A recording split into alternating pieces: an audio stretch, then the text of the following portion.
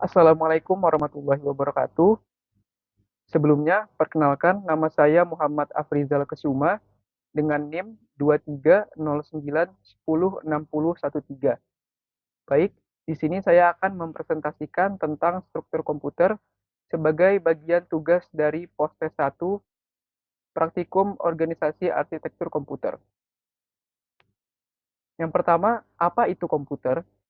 Istilah komputer diambil dari bahasa Latin computare, yang berarti menghitung, atau dalam bahasa Inggris to compute atau to reckon.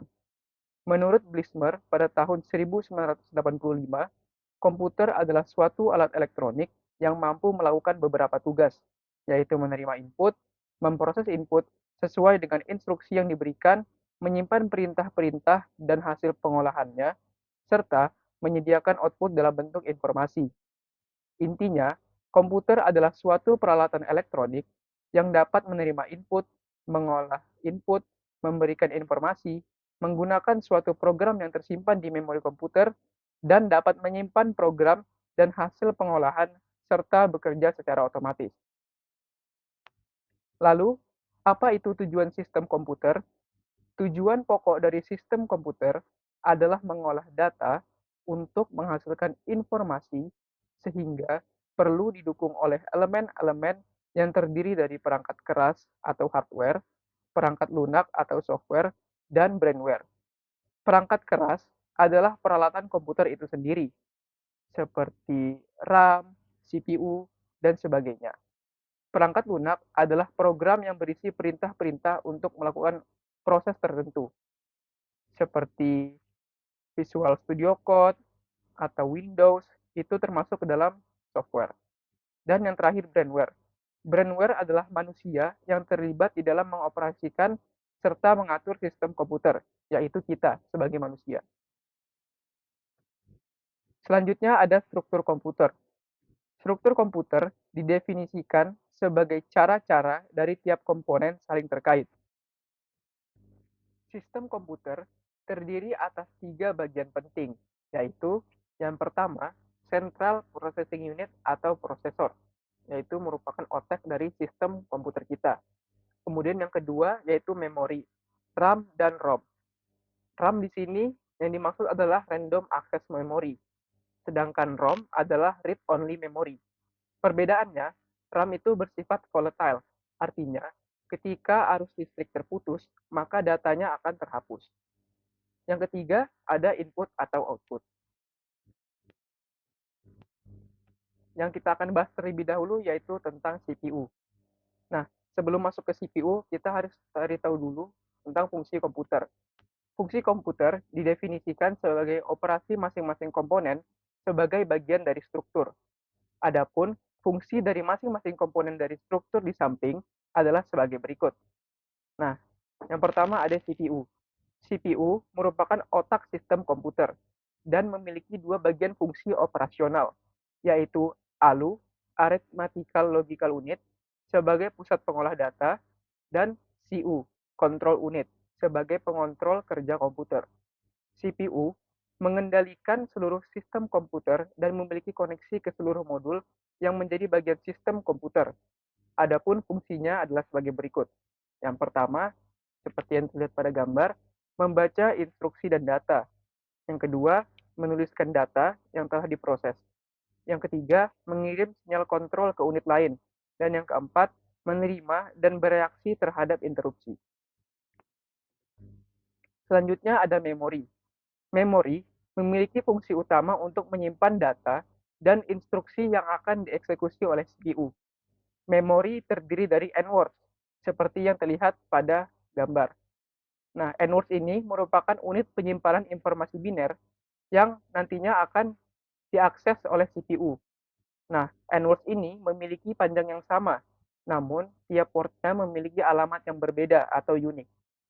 Memori memiliki fungsi-fungsi dasar sebagai berikut: menerima receive dan mengirim data, menerima address dari lokasi, menerima sinyal kontrol seperti read, write, dan timing.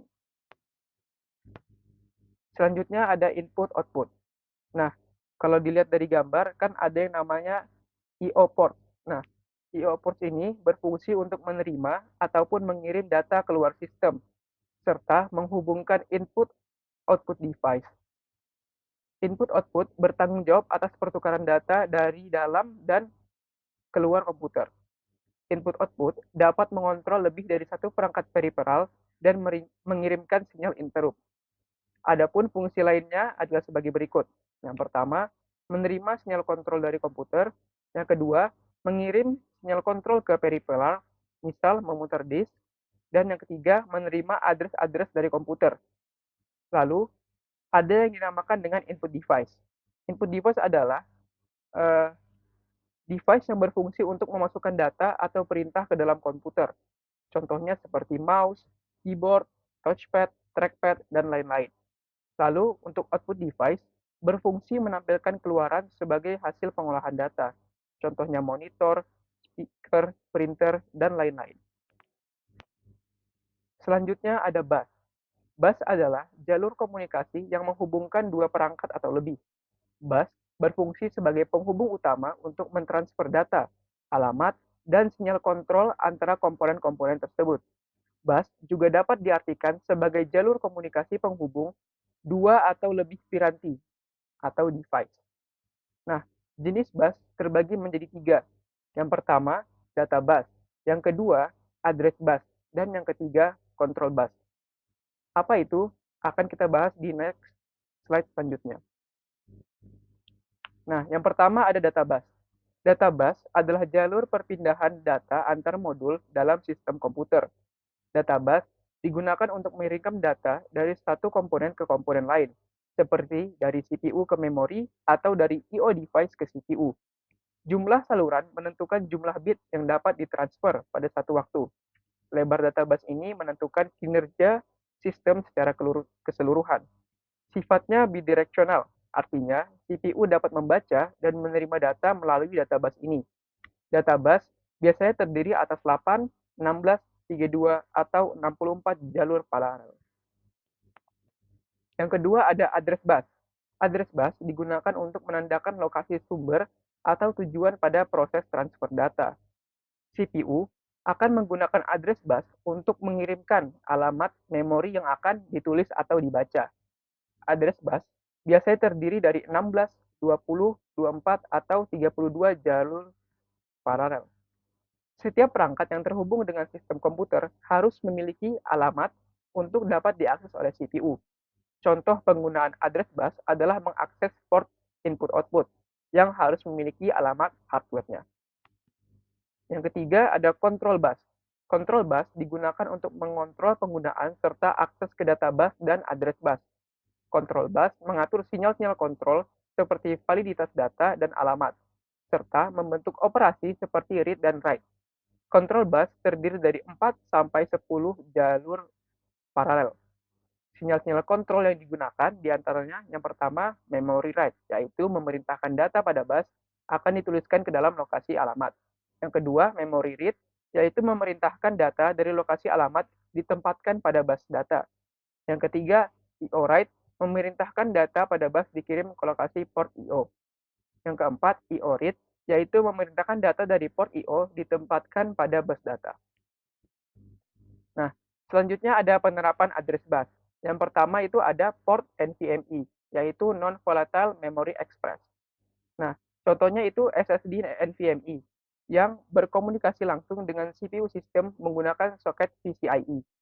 SSD memungkinkan memori flash beroperasi sebagai SSD secara langsung melalui soket PCIe. Yang kedua ada port SATA. Port SATA adalah antarmuka bus komputer yang menghubungkan adapter bus host ke perangkat penyimpanan massal seperti hard disk drive dan optical drive. SATA mendukung pengaturan yang memungkinkan satu port pengontrol untuk mengelola hingga 15 perangkat penyimpanan. Nah, untuk penerapan control bus, yang pertama ada USB, yaitu Universal Serial Bus. USB adalah antarmuka plug and play yang memungkinkan komputer berkomunikasi dengan periferal dan perangkat lainnya. Contoh perangkat yang terhubung dengan USB adalah keyboard dan mouse.